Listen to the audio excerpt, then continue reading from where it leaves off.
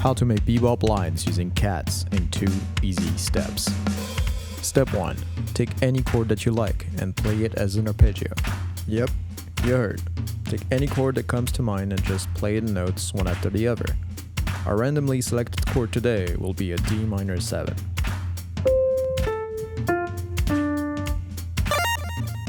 Step 2. Use the last note of your arpeggio as a chromatic approach tone.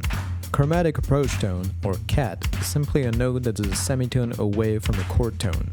So whatever note your first arpeggio is ending on, start another arpeggio of another chord a semitone up or down from it. The only thing you have to do from here is repeat the process until you're satisfied with your line.